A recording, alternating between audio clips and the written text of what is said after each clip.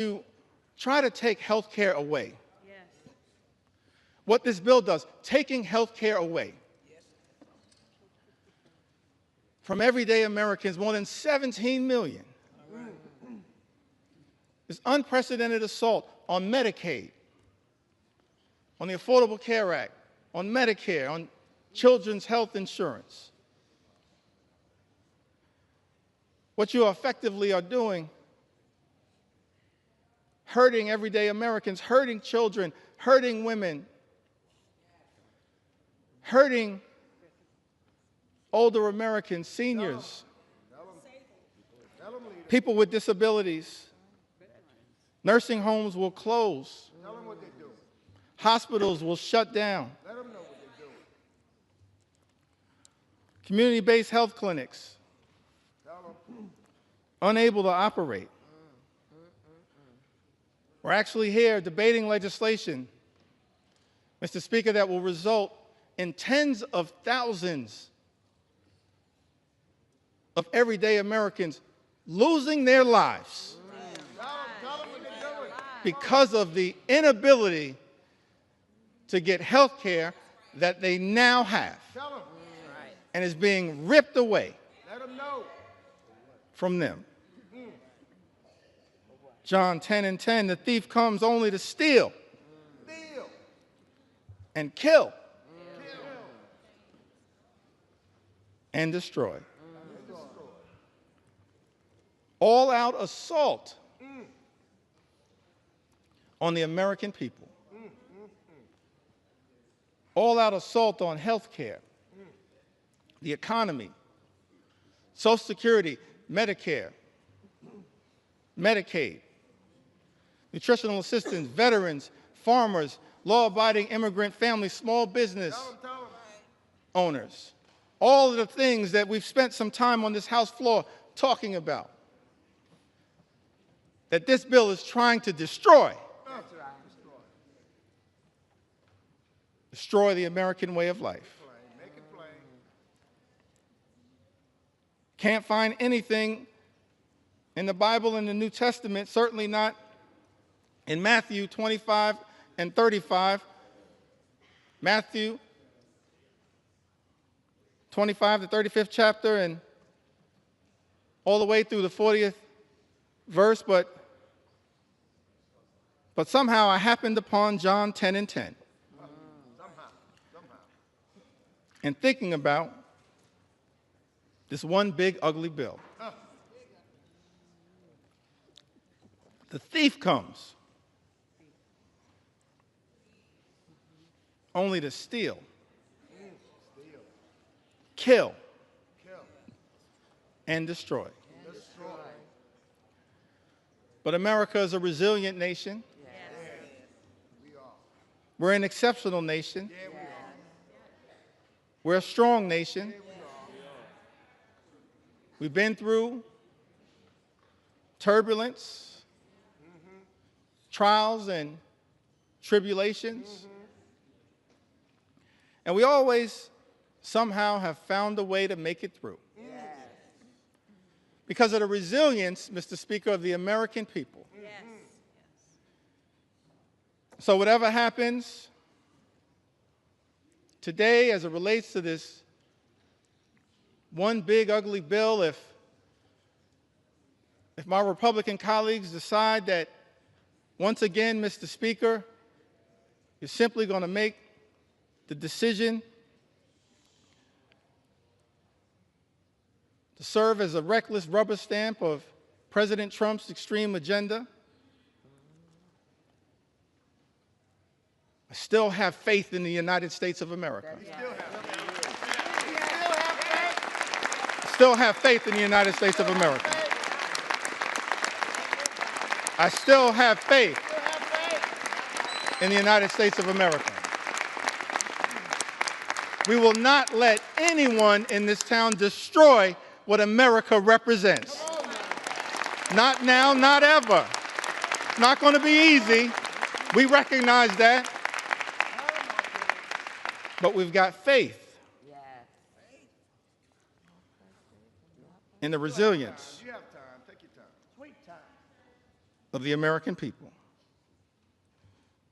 As I get ready to close shortly in, Now take your time. Take your time. Take your time. Come on. Take your time. Tell them. well, let me say it one more time. Our Republican colleagues tried to jam this reckless, extreme bill, Mr. Speaker, down the throats of the American people. Had the nerve to start this debate at 3:28 a.m. in the middle of the night.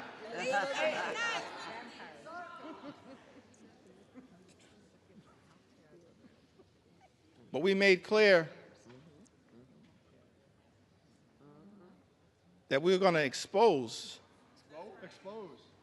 all of the things that are being done to harm the American people. Yeah, that's right. Tell them. Not in the dark of night, but in the light of day.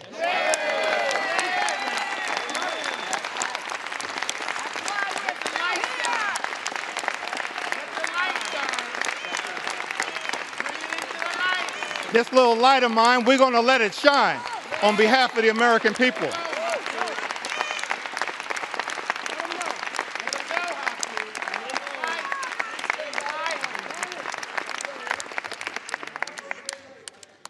Incredible to me that Republicans would try to jam this one big ugly bill down the throats of the American people in the dead of night. And then, to add insult to injury, Mr. Speaker, allocate 15 minutes. 15 minutes to each side on the committees of jurisdiction. Shame. What a shame. 15 minutes to the Ways and Means Committee on each side. 15 minutes Take your time. Take your time. to the Budget Committee. That's extraordinary. But I'm thankful, I'm appreciative of all of my colleagues who stand behind me. That's right.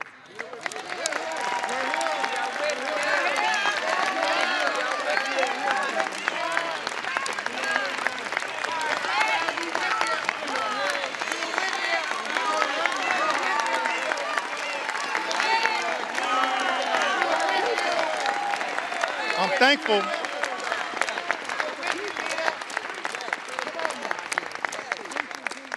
Thankful to all of my colleagues for their commitment, their courage, their conviction,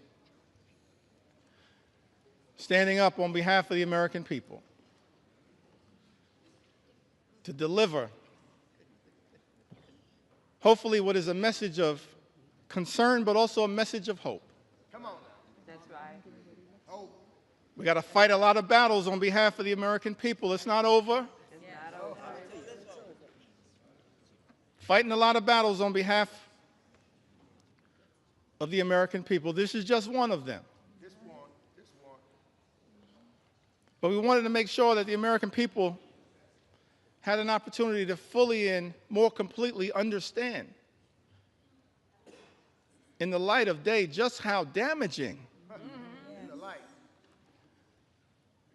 this one big, ugly bill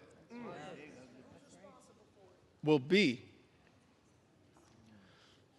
to the American people. And I plead with my colleagues on the other side of the aisle, Mr. Speaker. I really plead with my colleagues, inspired by some of the framers of the Constitution, the great scholars, the great thinkers, conceived of this incredible journey that we've been on in the United States of America, creating separate and co-equal branches of government, recognizing that in this country, part of the gift that we were given by the framers of the United States Constitution. No kings, no dictators, no monarchs. Separate and co-equal branches of government. This is the Article I branch of government. Mr. Speaker, James Madison, he once made the observation in his view in one of the Federalist Papers that at its best, Congress should function as a rival to the executive branch. That was James Madison. Article I, branch of government, the House and the Senate. We're not here to bend the knee to any wannabe king.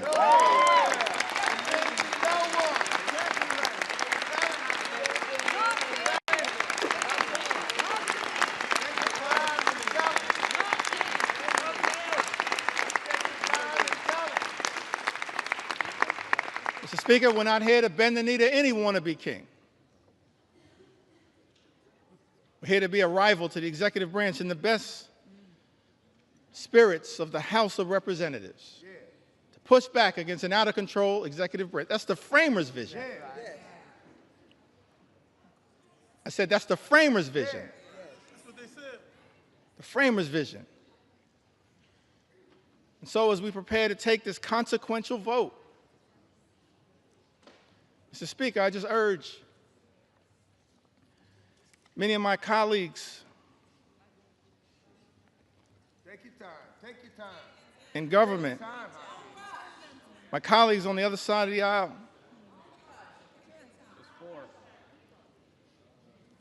Mr. Speaker, we don't work for President Trump.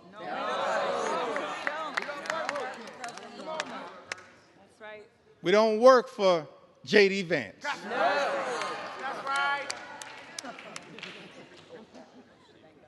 We don't work for Elon Musk.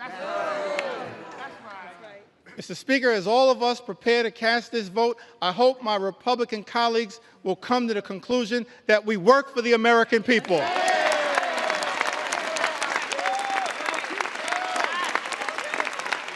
We work for the American people.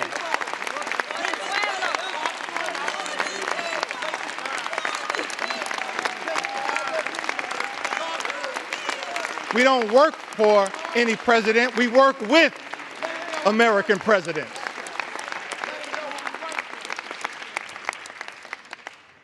We work for the American people. So it's my hope that as you evaluate this bill, all of the harm that is being unleashed on the American people, ripping health care away from more than 17 million Americans,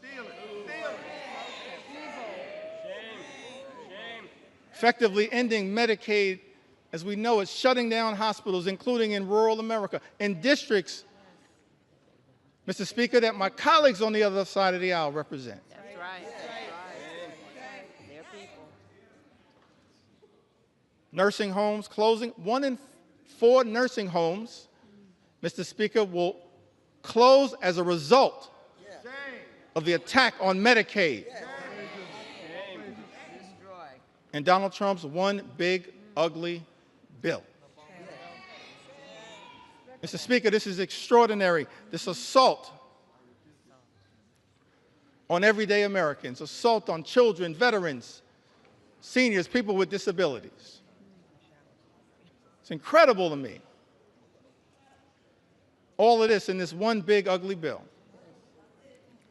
Take your time. Ripping food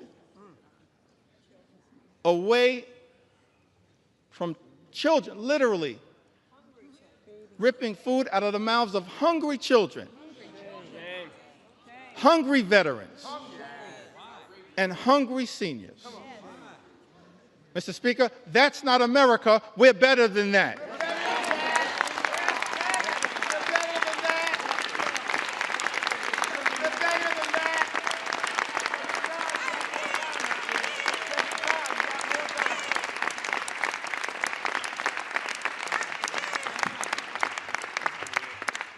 Mr. Speaker, we're better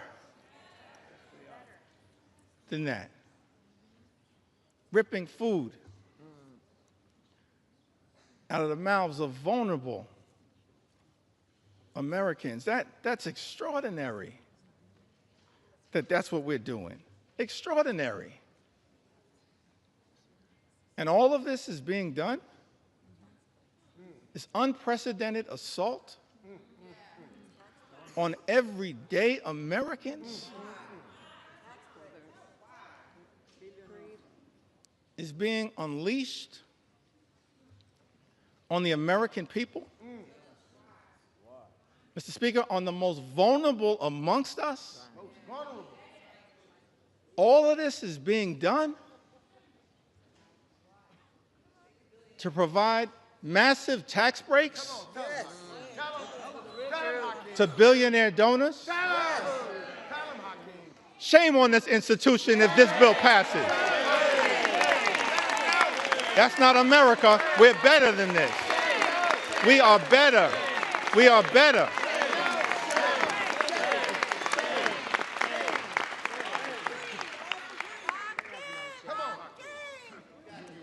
We are better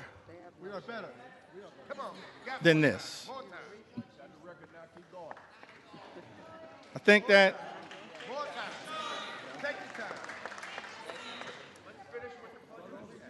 as we prepare to vote on this one big, ugly bill, tough time for people in the United States of America. It's extraordinary extremism unleashed on the American people. Mr. Speaker, my colleagues on the other side of the aisle promised to address the high cost of living. Nothing in this bill will meaningfully lower the high cost of living in the United States of America. Nothing. It's incredible to me. All of the promises that were made by some people in this town. That the top priority was going to be to lower the high cost of living in the United States of America. And then, all of last year, ran away from Project 2025. Come on. Come on. Acted like it didn't exist. That's right. And then, Mr. Speaker, people come to town, they're in the majority now, and every single part of the extremism that we've seen unleashed on the American people is connected to Project 2025.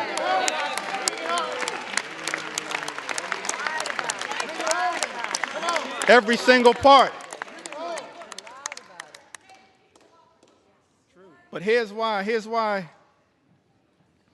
I still got hope, optimism. I referenced this earlier today as we prepare to experience the 249th birthday of the United States of America. Yeah. Take it back to that original document. Yeah.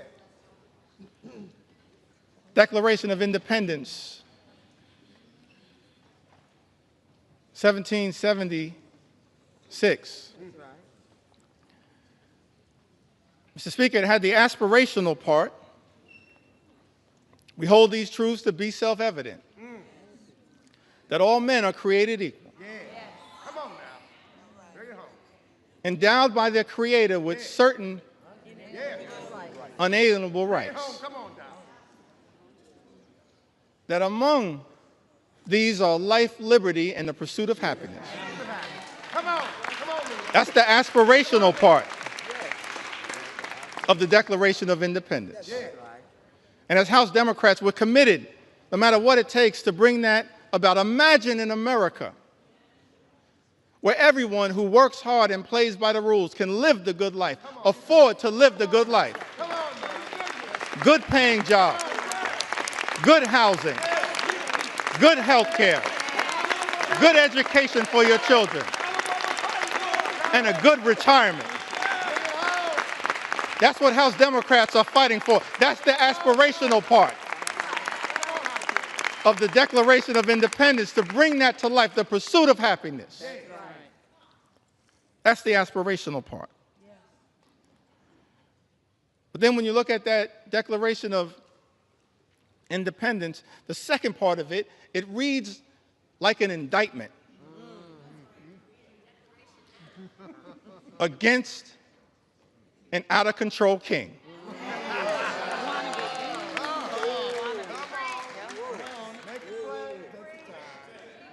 Reads like an indictment against an out-of-control king. I commend all Americans, perhaps sometime tomorrow, I'm going to do this myself, read that document in its entirety. And why was that indictment issued? I think it was because the framers of this great country, they were fed up with Project 1775. And so they implemented Project 1776.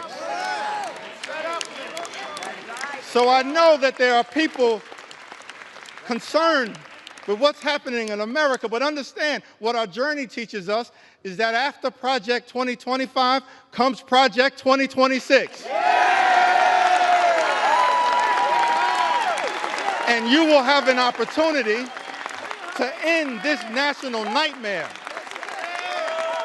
as part of Project 2026. I love the framers. They gave us a blueprint for what should give us hope in this moment. That's right. I think that I want to close by referencing Take your sweet time.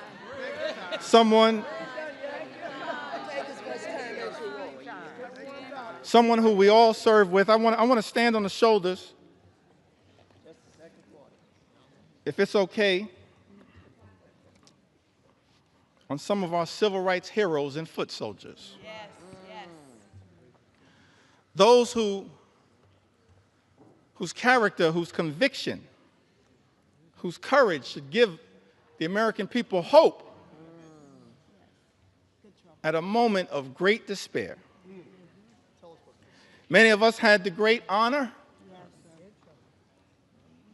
of serving with Congressman John Lewis.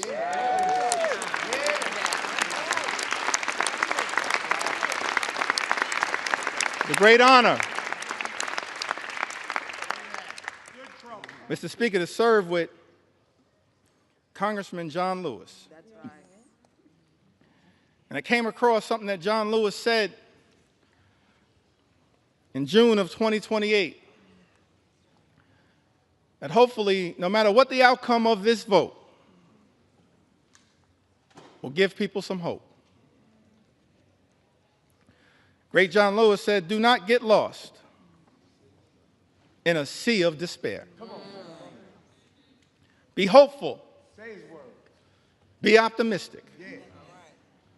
Our struggle is not the struggle of a day, a week, a month, or a year.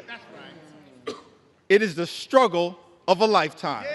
That's our struggle. No matter what, Mr. Speaker, you decide to do today, that's our struggle. Standing on the shoulders of John Lewis, that's our struggle. Never, ever be afraid to make some noise and get into good trouble. Good trouble. Good trouble. Necessary trouble. Necessary trouble. Standing on the shoulders of giants. John Lewis would often talk to us about his admiration for Dr. Martin Luther King Jr. Dr. King, who would refer to John Lewis as the boy from Troy. The boy from Troy. Now, what's interesting to me, that civil rights movement, we can learn a lot from it. Started December of 1955. And Rosa Parks sat down on that bus so that all of us could have the courage to stand up. That's right. Wasn't an easy struggle. All the odds were stacked against these civil rights heroes and foot soldiers. And during the early days of the movement, a difficult part of the movement, Dr. King, after they've been targeted, arrested, beaten, harassed by the authorities,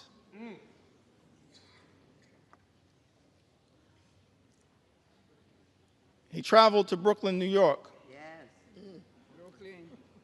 and spoke at the Concord Baptist Church. I think it was in March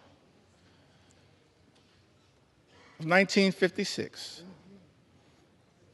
And he said to a group of people of every race, every religion, every life experience, the Concord Baptist Church in Bedford-Stuyvesant, said to them, no matter what the odds, we've got to press on. Press on. Press on. Press on. Dr. King said that if you can't fly, run. That's right. If you can't run, walk. That's right. If you can't walk, crawl. But at all times, press on. Press on. Press on. And keep pressing. Press on. And so as I take my seat, I just want to say to the American people that no matter what the outcome is on this singular day, What the fight forward. we're going to press on. We're going to press on. We're going to press on.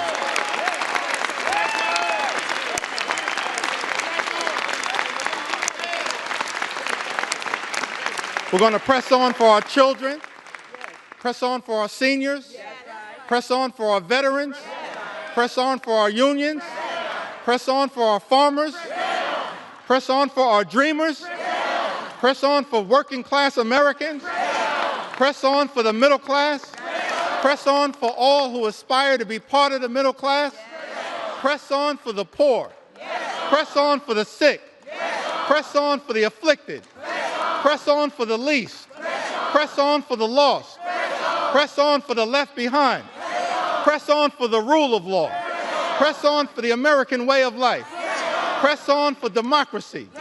We're going to press on until victory is won. I yield back.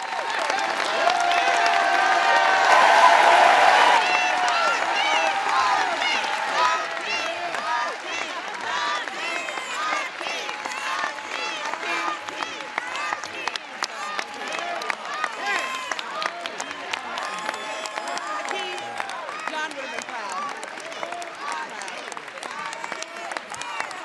High king. High king. High king.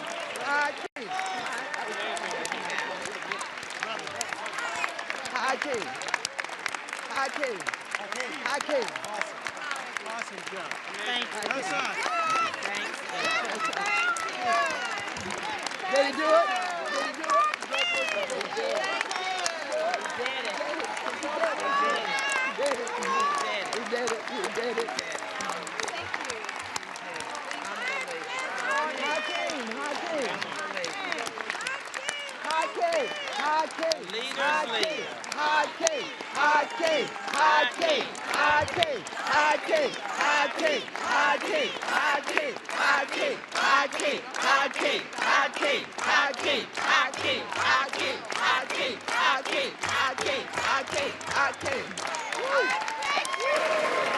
Gentleman from Massachusetts.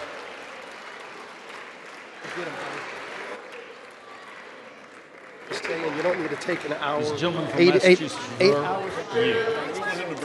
Gentleman from Massachusetts. Mr. Speaker, I think it's fair to say the leader has done his part. I have no further speakers.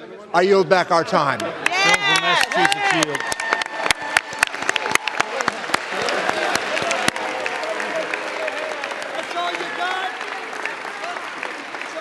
Gentleman from Missouri is recognized for 1 minute. You have 2 minutes remaining. Mr. Speaker, could we have order? The House will be in order.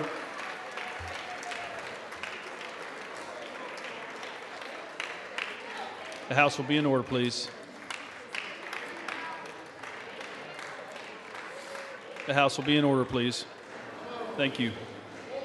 Gentleman from Missouri is recognized for 1 minute. You have 2 minutes remaining. Wow, Mr. Speaker. We have stood in this chamber for over 8 hours listening to a lot of words, a lot of comments, a lot of inaccurate statements. And where I come from, could we have order? Gentlemen, the House will be in order. The House will be in order. The House will be in order, please. The House will be in order. Thank you. Gentleman from Missouri is recognized. Mr. Speaker, I come from the Show Me State, and what we just heard can be defined in one word. A bunch of hogwash is what we've heard for 8 hours on that side of the building. I'll tell you, for the 8 hours, could we have order? We'll suspend. The House will be in order.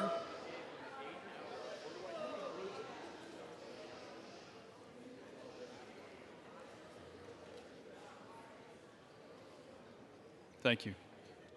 He's recognized. Mr. Speaker, the 8 hours of hogwash that we just heard will not change the outcome that you will see very shortly when we deliver historic tax relief for working families, small business owners, and farmers. Mr. Look. Yeah. Mr. Speaker, I yield 1 minute to our great Speaker of the House, Mr. Mike Johnson.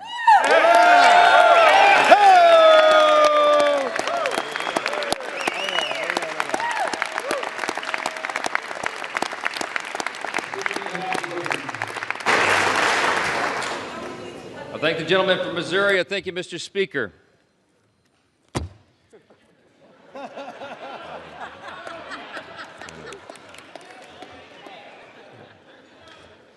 You know, Ronald Reagan said one time that no speech should be longer than 20 minutes, and unlike the Democrat leader, I'm going to honor my colleague's time and be a little more brief than that, all right?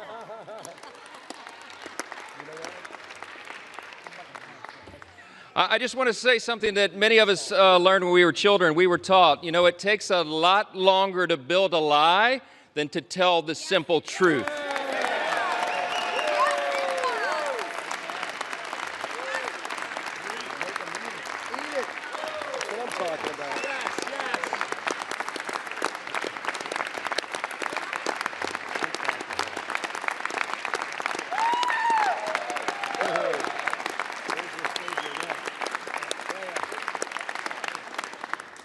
My friends and colleagues on both sides of the aisle, we've waited long enough. Some of us have literally been up for days now.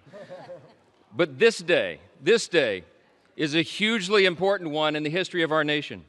We have a big job to finish, and that's why we're here on the week of July 4th, just a day before now, America's birthday. It was on that fateful day, as a Democrat leader acknowledged, that our founders pledged their lives and their sacred honor to this grand experiment in self-governance that we are now here to steward. It's an experiment that falls to us to guard and to protect it. We take that very seriously on this side of the aisle. In just a few moments, we will remind the world why the American experiment still endures today and why its best days are still ahead of us. Yeah.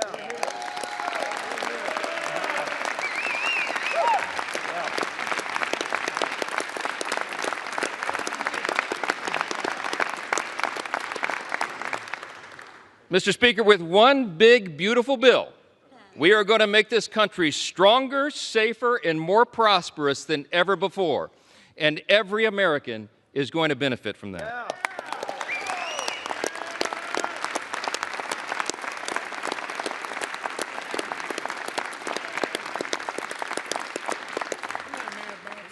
Today, we are laying a key cornerstone of America's new golden age. Now listen, we have a few words of gratitude first. Scripture's been cited a lot this morning, I think mostly out of context, but what I will say,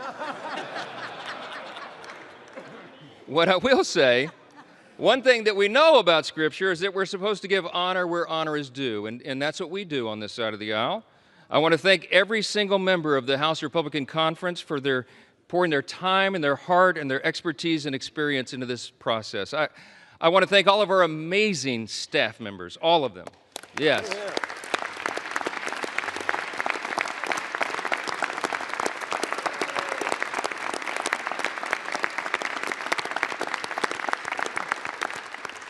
Their dedication, their endless hours, their hard work made this all possible. I want to thank the White House Office of Legislative Affairs, who have basically lived with us now for the last few weeks. Their patience and persistence and their professionalism is greatly appreciated. Our country's incredible cabinet secretaries have been involved as well. They've assisted us in countless ways throughout this process. Our Vice President, J.D. Vance, helped us navigate so many dire straits along the last several weeks through the House and the Senate. And of course, our bold, visionary, fearless President, Donald J. Trump.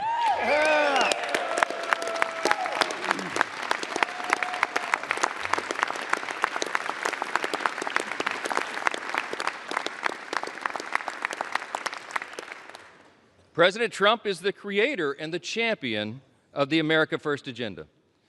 We will deliver upon that today. We come a long way. We come a long way. We began this process really about 15 months ago. We had a sense and we believed that we would have unified government. We would have this moment where the Republican Party would be given control of the White House and the Senate and the House. And we determined to ourselves that we would not waste that historic opportunity. We've had spirited debates, we've had months of deliberation, and now we are finally ready to fulfill our promise to the American people. That's what we are doing today. Now look, before I respond to the allegations from across the chamber, I just want to take us back to a day that most of us will remember so very fondly for the rest of our lives, and that's November 5th of 2024. That was Election Day, a fateful one for America. The reason that was so important, the reason it was such a turn in history is because the American people spoke with unmistakable clarity. We sensed it as we were all out campaigning. We saw that there would be a demographic shift in America, and that is exactly what the election yielded. We, in our party, had a record number of Black and African American voters come to the Republican Party. We had a record number of Hispanic and Latino voters come to the Republican Party, a record number of Jewish voters and union workers and suburban women and urban voters. They came out in record numbers to join the Republican Party and the America First agenda with President Trump.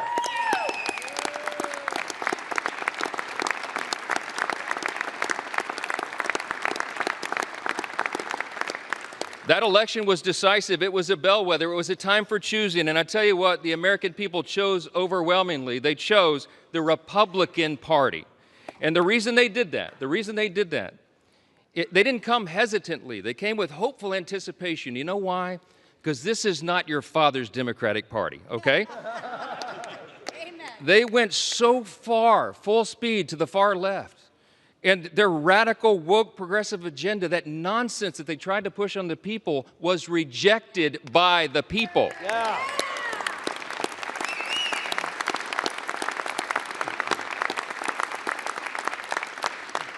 These new voters came to us. They had enough of the Biden-Harris madness and all the things they were trying to hoist upon the American people that they just don't believe in their hearts. And they were hopeful. They came to us with hope. They wanted us to restore common sense and accountability, and we promised to them that we would do just that. Those new demographics came to the Republican Party because of open borders wreaking havoc on their communities.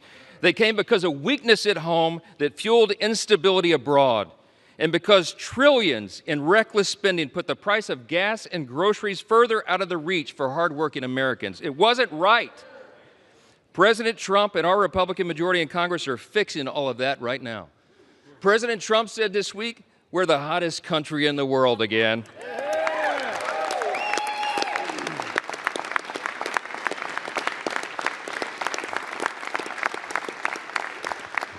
My friends, that is an objective truth. Hey, listen, how about all the wins for the president and this party? Here's just a sample from the last 2 weeks. The headline today will be, the one big beautiful bill passes the Congress, okay?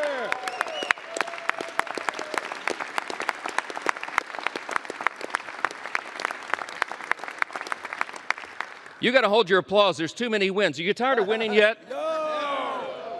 Fourth jobs report in a row exceeds expectations. A sample of the headlines. Lowest monthly border encounters in U.S. history. We closed the border.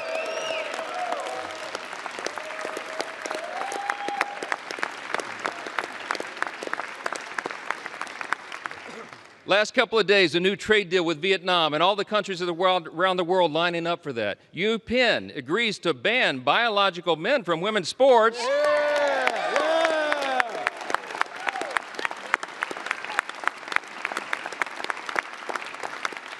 And they ought to give a personal apology to every female athlete impacted by that nonsense.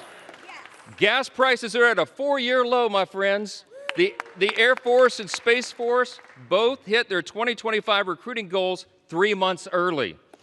Israel is agreeing to a 60-day ceasefire with Hamas. Successful strike on Iranian nuclear sites handles that problem. That's exactly right.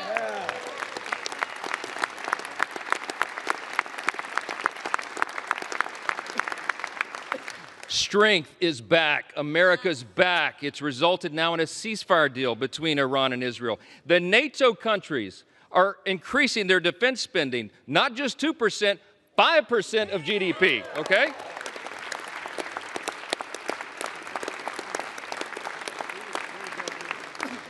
The president got in charge and got a Rwanda-Congo peace deal. The Supreme Court ended nationwide injunctions. How about that?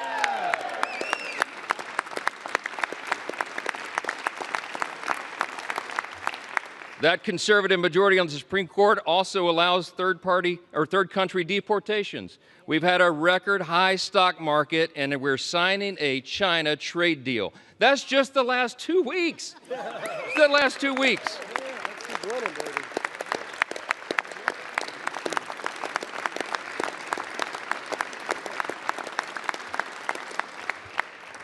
So many simple truths to share and so little time to do it, because I want everybody to have a break here.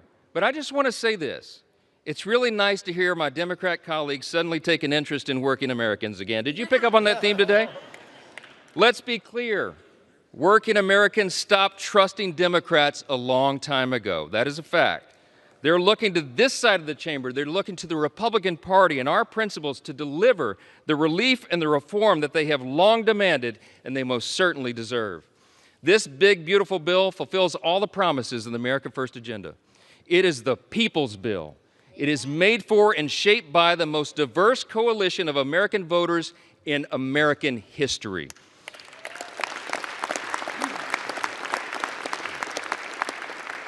Today, we are making the dream of a government that puts the American people first a reality, a reality.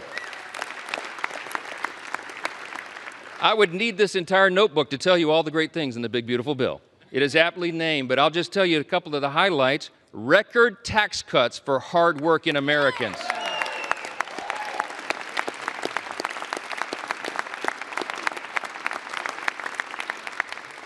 Historic savings at the same time to end reckless spending. We got energy dominance coming back to power our future. We have a secure border to protect American families. We have a strong military to restore peace through strength. And we have a government that is now accountable and responsive to the people once again. That's what we're delivering.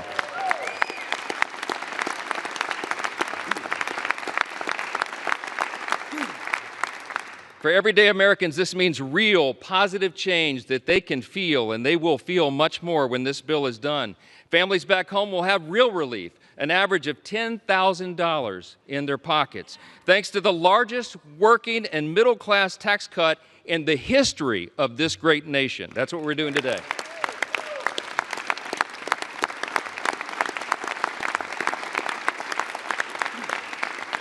You got hardworking Americans like our waiters and our bellhops and our hairstylists. They're going to keep 100% of their tips and overtime pay. That is money they earned. It does not belong to the government. It belongs to them, and they deserve to keep it.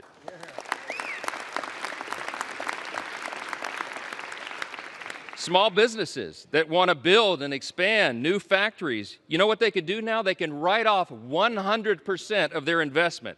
That will have us a lot more building. Young families who want to buy a home will be able to, thanks to historic savings that will put our country on a stronger financial footing. Pregnant women, children, seniors, single mothers, the disabled, and the low-income Americans among us receiving Medicaid and SNAP will have the peace of mind of knowing that we've made these safety nets stronger with our reforms.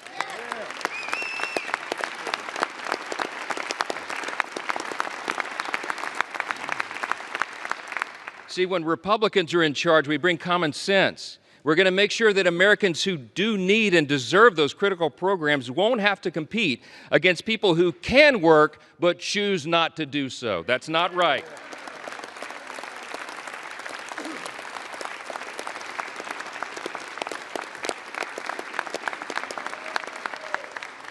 This bill is going to put fairness back in the system. We are returning to common sense. We're returning to what is good and decent that people know in their hearts, and that's why they support it. More Americans will be working, volunteering, and serving their communities because modest, common sense work requirements will restore dignity and purpose to those on taxpayer-funded benefits. The bill will also mean that safer streets are available in every zip code around the country because our border will remain fully and totally secure.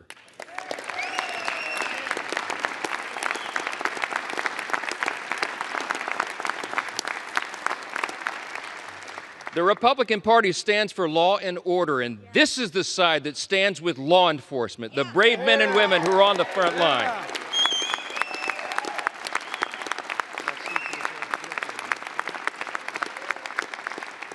The idea that those who put their own lives on the line to protect us would be assaulted for doing their jobs is unconscionable. Law enforcement, I know you agree. I know, amen. Law enforcement will have the help of a border wall now that's 100% complete. Yeah!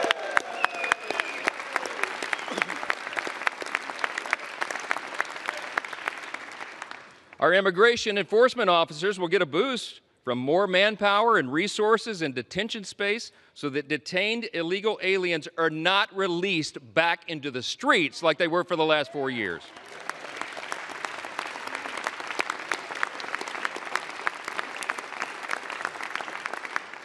And our homeland can rest soundly again under the protection of President Trump's Golden Dome. That's what we're investing in. Look, any of these individual achievements would be historic victories for a Republican Congress or any Congress. And today we're delivering on all of them in one big, beautiful bill.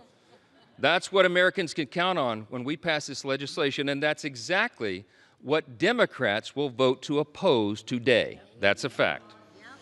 We didn't write this bill for the Democratic Party or the elites or the media. This bill is for hard-working Americans, and they deserve it.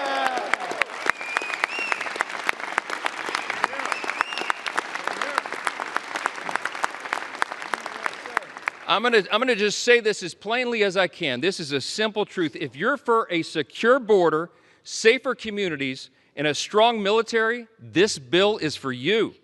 If you're for common sense fiscal responsibility and reducing the deficit, this bill is for you.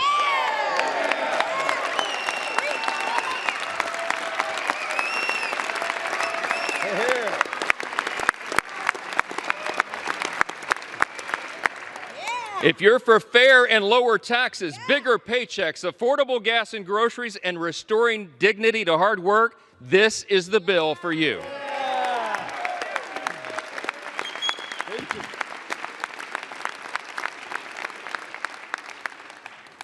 It makes no difference whether our colleagues on across the chamber speak for 25 minutes or 25 hours.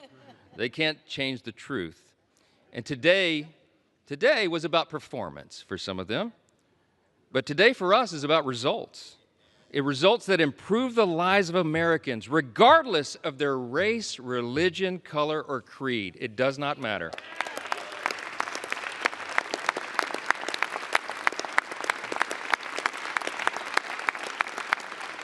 I tell you what, Ronald Reagan used to remind us you can always trust the American people, and we do trust the American people, and they can discern the difference. What they saw on display here today is that Democrats deliver performances and Republicans deliver results.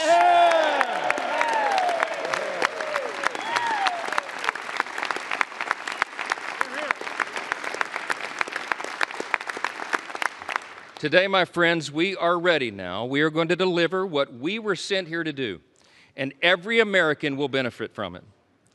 In 1793, just steps from where we stand today, President George Washington laid the first cornerstone of the United States Capitol. Over 50 years later, on July 4th again, members of this body gathered once again to lay a second cornerstone. Once more on July 4th, at the height of the Cold War, Congress laid a third cornerstone. And this week, with this vote today, on our nation's birthday being tomorrow, we lay a fourth. With this bill, we can vote as stewards of that great legacy that we have inherited in this extraordinary nation that we are blessed to live in.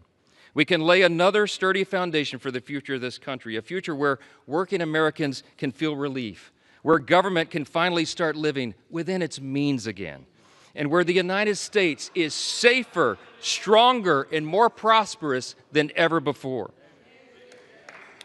That's right. Now, I'm going to say this as they mock America and mock everything and mock the bill. We'll see how the people feel about that. Yeah.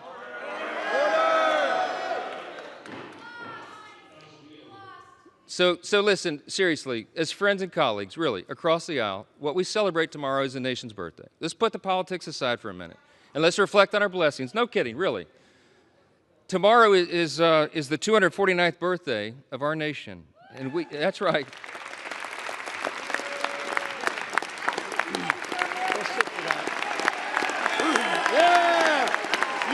USA! USA! USA! USA! USA! USA! USA! USA! USA! USA! USA! USA! I mean this sincerely. I thank my colleagues for standing. We all should be united in that. We are. We have squabbles, we have partisan debates and all of this, but at the end of the day, we're all Americans, man. And we gotta believe that. We gotta know it. We gotta recognize that we live in the greatest nation in the history of the world. It's not even close.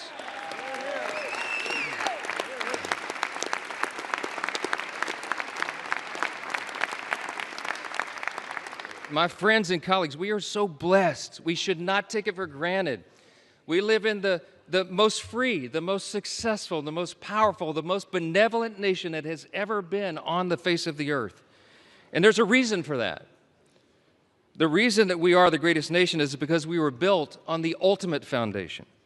And the bold declaration that my friend Hakeem Jeffries articulated earlier is true. We unite under that. The bold declaration that we do hold these truths to be self-evident. What is a self-evident truth? It's something that's obvious. We hold these truths to be self-evident that all men are created equal. It does not say born equal. It says created equal. And that it is our Creator, yes. It is our Creator that gives us our rights. See, the powerful thing about that is we're the first nation in the history of the world that acknowledged that our rights do not derive from government. They come from God himself.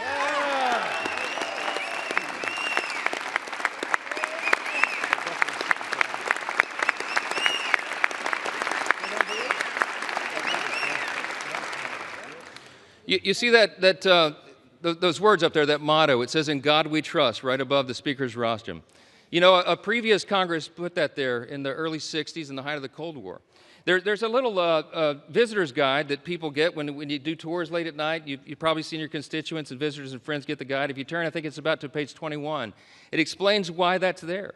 And it says, Congress voted to put that there as a rebuke to the Soviets' worldview at the height of the Cold War. Why? Because communism, socialism, find their root in Marxism. And Marxism begins with the belief that there is no God. It's wrong. And this Congress made a stand those many years ago, and we should do it again. We're different, we're distinct, we're exceptional, because we acknowledge that right there, our motto.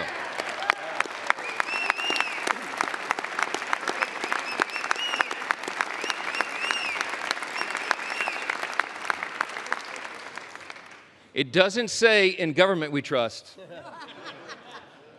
It says, "In God we trust." And we better remember that.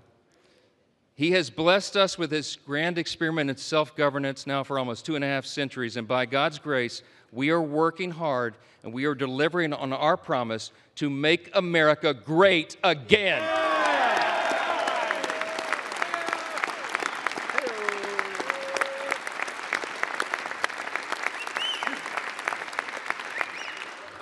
This is without a doubt the most important vote of this Congress, and I think this may be the most important vote that any of us take in our entire lifetimes. And everybody better remember it, however you vote today. My friends, the President of the United States is waiting with his pen. The American people are waiting for this relief. We've heard enough talk. It's time for action. Let's finish the job for him. Vote yes on the bill.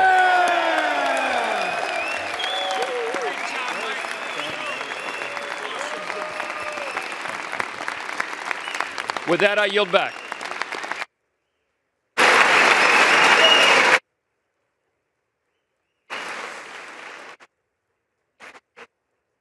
The gentleman yields, and all time for debate has expired.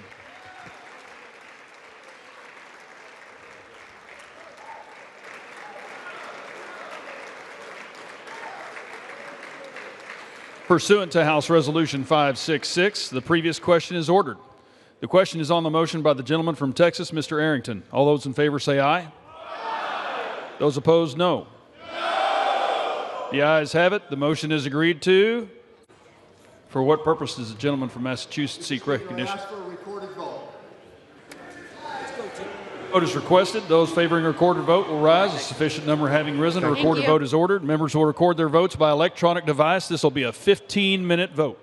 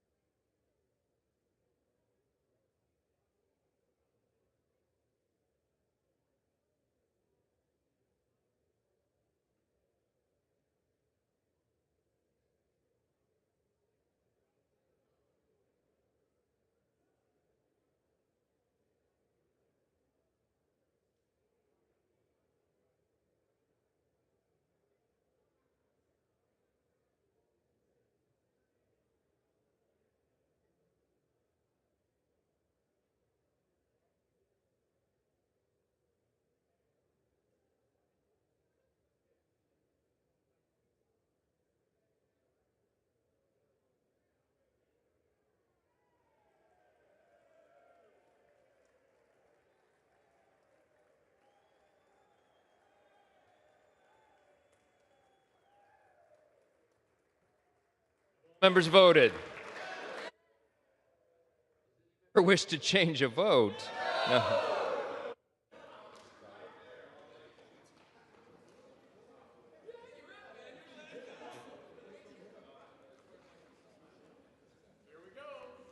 On this vote, the yeas are 218, the nays are 214. The motion is adopted.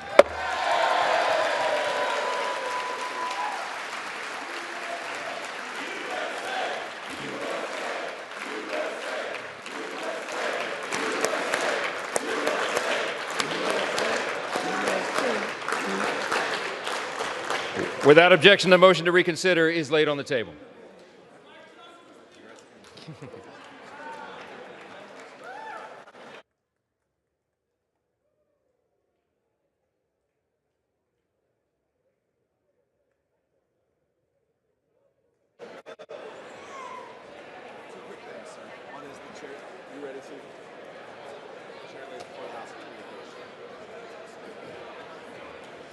You ready?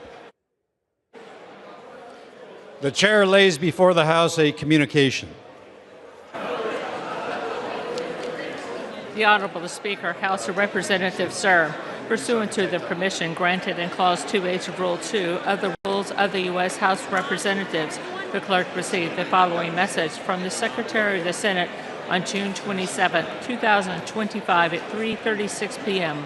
that the Senate passed Senate 98, Senate 257, that the Senate agreed to relative to the death of Frederick W. Smith, Senate Resolution 308, Appointments, Board of Visitors of the U.S. Military Academy. Signed sincerely, Kevin F. McCumber, Clerk. Do what I have to do? To Clause 13 of Rule 1, the House stands adjourned until 10 a.m. on Monday, July 7, 2025.